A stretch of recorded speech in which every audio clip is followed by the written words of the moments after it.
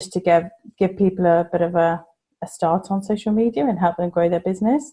And it also helps because social media is so difficult to maintain some of the time, that it helps to outsource it sometimes and get some extra backup, I find, especially at times like this. Yeah, absolutely. So everybody, Robbie, thanks for tuning in, and Kirsty and Sharon. And don't worry if you have to feel that you've got to go. Totally understand. This will be recorded and will be in the hospitality community at any point. But what I'd like for you to do, when you're watching this now, let us know if you're watching it live or if you're watching it back on the replay. Comment with the word replay. If you have any questions regarding social media, please comment below and let us know. It doesn't matter what platform it is. Hannah is specializing in all of them. So it's really a good chance. Now, any questions that you do have, please let us know below and we will get to them. So the first thing that I wanted to delve into is, Hannah, your biggest bit of advice that you share with your clients. And I believe you've got something you want to screen share. So this is basically the biggest bit of advice that Hannah will give on to her clients that she's going to pass on to you. So pay attention, watch the screen, and we will go from there. Okay, we're going to attempt this screen share thing. Let's go for it. Have you seen that? Has it come up? No. Yeah. Here we go. I can see your screen now. Technology. I'm really good with technology. Right. So this isn't mine, but it's by a branding expert. I was trying to find the person's name, but I can't find it anywhere online. So if anyone knows, let me know. But it's a great little analogy, and it'll hopefully help you understand. If you've seen it before, it's good to have a bit of a refresh. So if you start at the top left box, which says marketing, the story goes, if he says, I'm a great lover, that's marketing. If he says, I'm a great lover, I'm a great lover, I'm a great lover, that's advertising. Let's keep repeating the sentence. If she says, trust me, he's a great lover, that's public relations. And if she says, the woman he was originally talking to, I understand you're a great lover, that's branding success. So I think it helps to understand when you sit down and write your marketing plans or your strategies, to understand exactly what those things are. And I bring it up because I think people get confused about what you use social media for, and I think it falls into the public relations box, and it's used most effectively when you use it as social proof, as evidence that you're not a great lover but a great hotel or guest house. So if you're a great lover, that's fantastic as well, but really we're concentrating on guest houses. So think about social media as a public relations tool, and use that to as a basis for your social media plan. The other thing that I personally get really frustrated about is the idea that there is kind of one thing that will fix everything, and there's one marketing technique that you should use, or there's one channel you should use and it will solve everything. There just isn't. That just isn't true. There's going to be like lots and lots of things that you do, and some things will work and some things won't, and it's a constant period. It's a constant kind of system of testing and tweaking things. So don't get disheartened. I know someone put, how do you get more reach? How do you increase your reach and things like that? And I think we always want more, and it's about kind of celebrating how far you've come, what kind of reach you are getting, how many visits to the website you're getting, how many sales you're getting, and celebrating those and tracking it. Don't get disheartened because one thing doesn't work, because one thing won't work. They say in marketing, and I do believe in this, in the rule of 7, which is the idea that you have to have 7 touch points before someone will buy. But in this day and age, you're probably talking about 3 times as many touch points, because there's so much going on and so many people advertising to you. So you will need to have those touch points, have those interactions with someone many times before someone will buy. And I think the other thing is, when we use OTAs and things like that, that's nice and easy because they've only got to have that 1 touch point or 2 touch points. But that often isn't the way you want to do it long term. You want to get these direct bookings in. So true marketing, if you're going to do it properly, is about the long game. Play the long game. Don't get disheartened. There's loads of things you need to do. It's about being consistent. And social media is one tool. It's just one tool that you're going to use. Nice. So just to quickly, sorry to interrupt, Oh, sorry. to put touch point into hospitality terms and what we do and everything, what would a touch point be in sort of layman's terms or just hospitality terms, if you could? So I might see you on Booking. So I might see you on there. I might see you on an OTA. I might see your Twitter page. Might go and visit your website. You might have a Facebook advert or an online advert that I see. I might come across a blog that's related to your local area, something like that. I might read a press piece. I might see a picture of someone having fun at your hotel on Instagram. Nice. So that's things like that. that's There's nice. lots of different things. The little things that may seem singular and isolated to you, they all combine because you don't know and you can't track the exact route that someone would be going. And it's so true. I mean, I always talk about the booking process. I did a whole podcast series on the booking process from when somebody starts a generic search all the way to the buyer's remorse. And you never know when someone's doing that research stage exactly what they're looking at. So not only is it important to have a presence, and I'm not saying, we're definitely not saying that they have to invest all their time in this, just have a certain presence on all. And we're going to move on to the time and the schedule and the automation. But, you know, if you can just be present on one, and if you've got the system set up where it can be omnipresent, but in simple terms, that means scheduling out to all automatically, then you can have those touch points everywhere, but you're just focusing on one. And when we say focus, that means logging in on a daily or weekly basis. So that's great. I really like. Is there anything else you wanted to touch upon with the slide or with that, or can we move on to the question that one of our users has No, I think that's fine. Just keep in your mind, it's a I think it's a PR tool. It's a PR tool. Keep that in your mind. It's about other people saying how great that product is. That's when it works best. So just bear that in mind throughout the rest of the chat. Great. So if you want to stop screen sharing, great. Oh. So I reached out last week into the group and I asked everybody their social media questions, and Jennifer Clayton came back with a great one, which is really timely for now. And it's all about time. So how to find the time to do social media, even when it's silly season, which we are now in.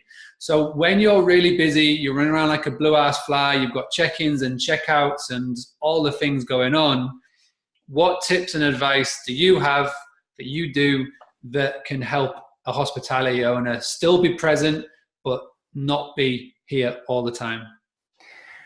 So I think scheduling tools are really good, and I don't know if anybody uses any scheduling tools, but you can purchase, and there are some free ones as well, scheduling tools where you can load up your posts. And what I would do is I'd write a month, kind of 30 days worth of posts, and then I go on and schedule them all in one go to go out at kind of different times of the day. And I use Buffer. I find that really good. I know a lot of people use Hootsuite, but I don't know, I'm stuck with Buffer. They've kind of got me in a weird way. And that's Buffer. Yeah. They're a really good example of a business that's using PR, because they have a really strange setup. They're all digital nomads. They don't have an office, and they work all over the world. And the reason I buy from them is because I kind of associate with their values. They've totally got me in. So I'm totally loving their brand. But yeah, there are other ones as well. But I like Buffer. So you can use these schedule tools. I think Buffer offer a free plan, but then they all offer other ones as well. I think on the Buffer plan, you can load up like 10 posts, which will see you through until you can spend time to get some more posts in there. And also, just log on, 5 minutes a day, or, half an hour a week or whatever, if you need to. I think it's about, trying to focus on one thing and do it well.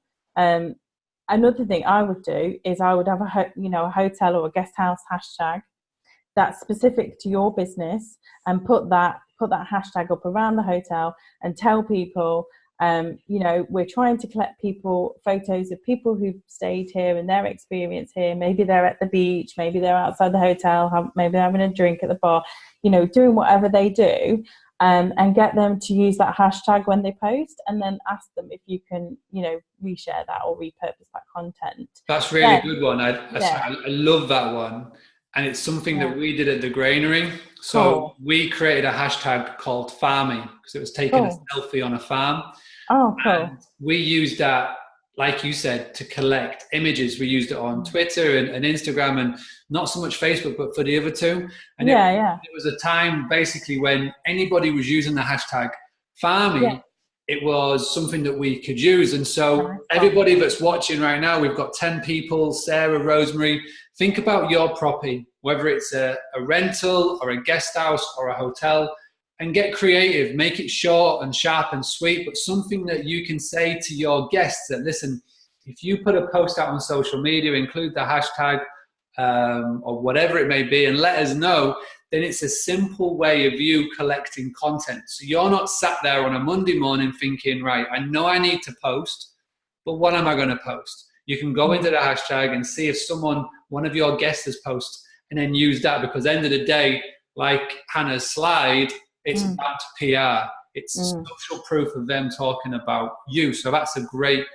tip. So thank you for that one. That's all. And if you can stand the budget, you can actually get Instagram printers. And you could maybe put an Instagram printer in the reception area, get people to take a picture, then they can print it out and then put it on a photo wall. Then you've got it for the rest of the year. And then you can take pictures of the photo wall and put them on social media. And I know it's busy this time of year, but one thing you have got is lots of people coming through the door. So just use that for your advantage, use that to your advantage and really push people, user-generated content. If you just had 2 months of pictures of people who'd stayed there, then that'd be more than enough. That'd be brilliant. That's a cool idea, like a photo wall. I was at a wedding at the weekend, and they had my cousin had one of those Polaroids where you take a picture and it prints off the thing. So you could definitely have that, and then just basically be taking a picture of your photo wall or Instagram wall or whatever you want to call it, and you can have that throughout the summer, and then it will build and build and build. You put it in your reception, or if you've got a rental, you could put it, somewhere. Obviously, there's the risk that someone could nick it, but you'd like to think that no one would do. But that'd be a great way. And at the end of summer, so come September or October, you've got a nice big photograph wall. I like that. Yeah. I think there's loads of things you can do. And it's about, when someone checks in, having that conversation with them, isn't it? And saying, we're trying to get the word out there. Can you help us? We would really appreciate it. It's marketing and PR is all the time, isn't it? All the time it needs to be done. A common theme, funny you mentioned about Instagram printers, because a common theme in the questions kept coming back as Instagram. And I totally get it, because Instagram is growing at a stupidly quick rate at the moment. Everybody has had a presence on there, as in had an account, because Facebook is owned by, Instagram is owned by Facebook, and it's so simple to create an account, but nobody's not really ever done anything with it. Over the course of the last year, I've noticed some massive changes on the platform. I use it on a daily basis, and now what we are finding in the marketing world is that more and more people are using it on a daily basis.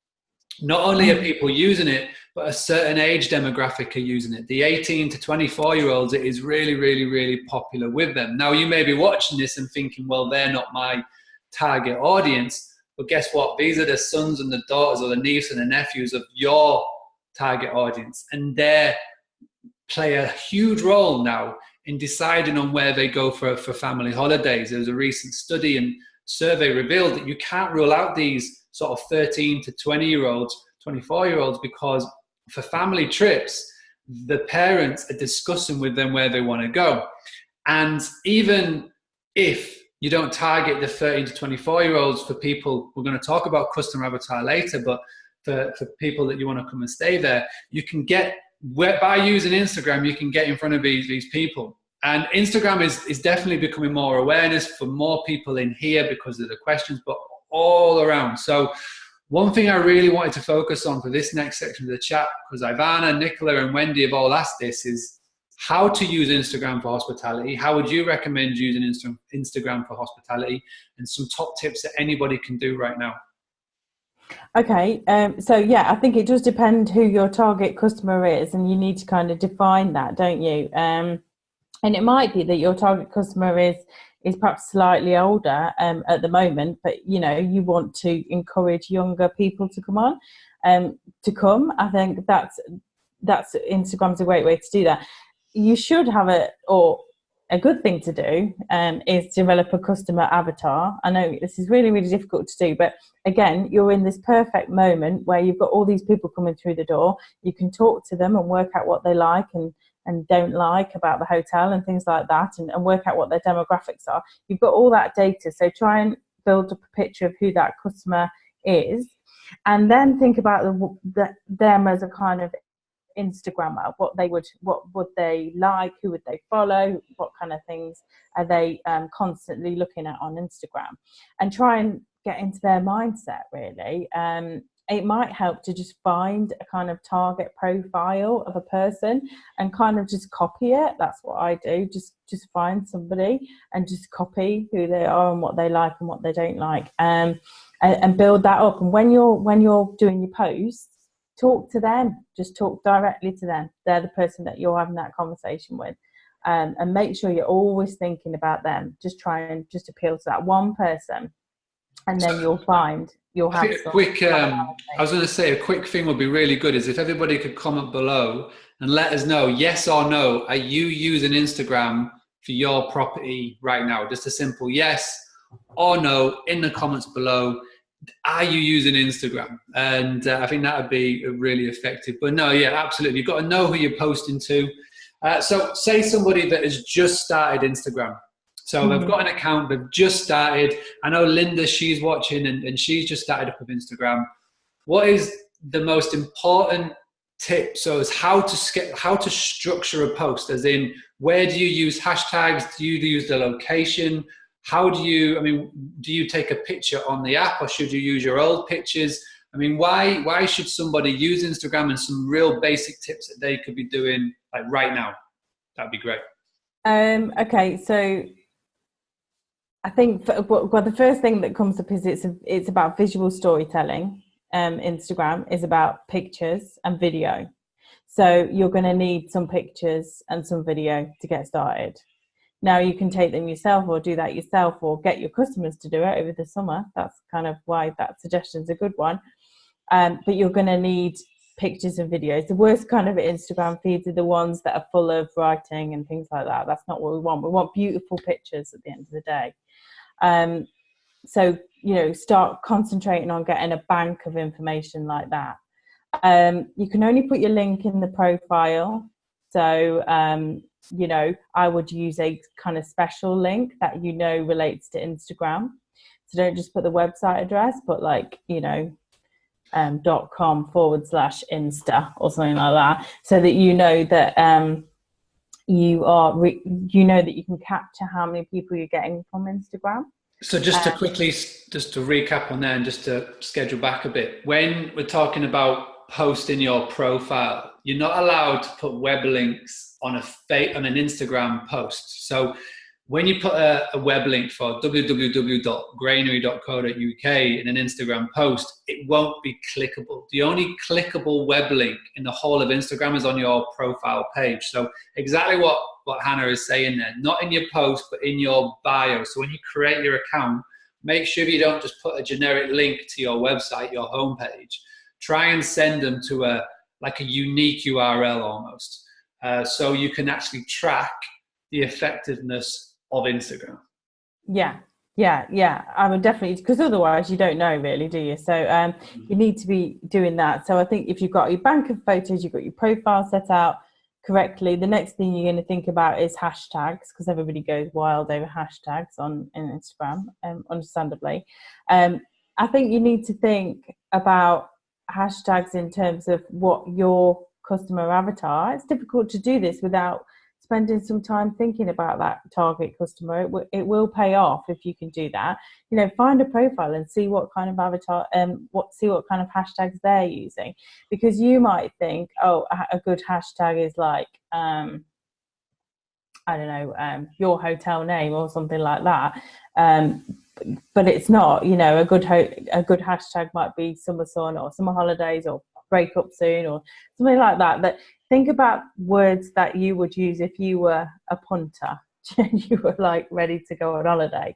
Don't think about the words that you're using as a kind of, and as a hospitality business. A good example would be, I saw someone put like hashtag Jeets in France. Like if I was going on a holiday, I wouldn't put hashtag Jeets in France. Do you know what I mean? I'd put hashtag break up for summer or something like that, or Prosecco time, probably something like that, you know, because you're in that vein, aren't you? You're going on holiday. So do you see what I mean? It's about related to the individual, isn't it? At the end of the day, it's not about you as a Jeet holiday owner, you know, would write Jeets in France, of course. But if you were going on holiday, what would you write? Yeah. If you were going on holiday to France, what would you write? We've spoke about, we sort of flirted on the idea of customer avatar. And I think there's people watching this thinking, what the hell's an avatar? So okay, right, yeah. Just delve into this a little bit more and not only explain what an avatar is, how anybody watching this could create their own customer avatar. That'd be cool. Okay, like let me just find one on the internet and then it will be easier. Because if you just type into Google customer avatar template, you will see one. Nice. Pop up. And you can share your screen and we can have a little look. Okay, so this is one for HubSpot, so that might.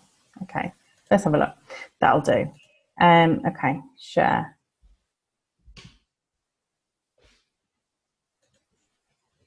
Okay, share. So, okay, so you can see this, yeah, where it says customer avatar agency Eric, yeah. Yeah. And it's a bit bigger. Okay, so you see here they've given, this is for HubSpot, who are like a kind of marketing agency thing. So yeah, that's why they've called him Agency Eric. He obviously runs a marketing agency and his name's Eric. So they've written his age, his gender, his marital status, the age of his children, where he lives, his occupation. They've even written like his favorite quote, his job title, how much he earns, his education level, and kind of any other information. And then they've written here what his goals are and his values, his sources of information, what kind of sources of information he looks at to decide on things, his challenges and his pain points, and his objections and role in the purchasing process. So that kind of the most kind of useful a good place to start is kind of thinking of the pain points. So what are the pain points of your customer who's potentially going to visit you in the summer? So it's probably going to be that they're knackered and they need a break. They've been working all year and they just really want to relax. They're also probably a bit anxious. Is this weather going to hold up? Are we going to have an amazing summer? Things like that. Are they going to be able to relax if the kids are there? Is it going to be too busy? Things like that. There's going to be lots of pain points that make them go on holiday, isn't it? So think about why they decided to do it and why that's a good thing for them, how you can relieve that pain point. And another area to look at is the sources of information. So this is where this guy's going. The books he's reading, the online places he's hanging out, the kind of social media channels he's looking at, things like that. That's how you can get to him. So to build up one of these avatars, you need to talk to the people coming through the door today and find out what the commonalities are. Are they all over 40? Are they all coming from a certain area? Are they all from abroad? Are they all married with kids? Are they all, and you won't find, they won't all be the same. They won't all be the same at all. You'll find people that, just don't fit into that. But if you had to bet on one person, who's that one person? If you have a limited marketing budget, I used to say, if you only had 100 leaflets, who would you give them to? Yeah, that's a great one. And it's important because when you're doing all of this and you're trying to think like, who should I be putting this in front of? Then it's a case of looking at the past guests that you've had and think about your most enjoyable guest, the one that you've loved speaking to, the ones that you've loved being through the door. If you're brand new and you're just starting, yes, it's going to be trickier. So think about your ideal customer. Think about where they live. Think about the travel journey. Think about, do they have pets? Do they not have pets? Do they have kids? Do they not have kids? You got to think of the whole equation, because this task and this challenge is tricky and it does require a lot of thinking. But when you crack it, it's amazing, because everything just becomes so much simpler. You know what emails to write, you know what Facebook post to post, you know what Instagram post to post, you know what to put on your website, because instead of trying to appeal to the many, you appeal to the few, and it's targeted. So just like what Hannah said, your ad spend and your marketing spend is much lower. You're able to make sure that your property has been put in front of the right people. So when they're doing Google searches, for example, they can come to you instead of going to booking.com or Expedia or Holiday Lettings or the other OTAs. So this started as a social media tips and advice, but it's quickly evolved into knowing who your ideal customer is. And this is perfect. So yeah, thanks for that. So, all right. You know, today. Anything else you want to touch on? If you've got check-ins today, you know, while you're on it, just ask them and just gather that information. I mean, you're in a really lucky position. You've already got a lot of that data anyway, because they've had to tell you where they live and their address and things like that. You know how many people are coming. You can take a guess at the age if you don't want to really ask them their age. That's fair enough. But how many times do you have that little conversation? Oh, what do you do? Have you broken up from work? You know, what do you do? You can gather all of that information and just write it down and see what the commonalities are, you know, and you will find it. And once you've done that, you can think about how best to message, how you can target your messaging, and think about how you craft your messaging around that. Awesome. All right, if you'd like to stop sharing the screen, what I thought we'd do to finish off is we've got some questions, and we've got Caroline who has sent a really good question, and it's all about hashtags. So this is it. Hashtags and how to use them. I know that you already have them, and we've already touched them on slightly, but I just don't get how they work. So just in simple terms, what is a hashtag? Why do we have hashtags? And how can we use them to get in front of guests? Okay, so a hashtag, you know, in a sort of technical way, the hash at the beginning of the word acts as a bit of code that allows you to join up lots of other words.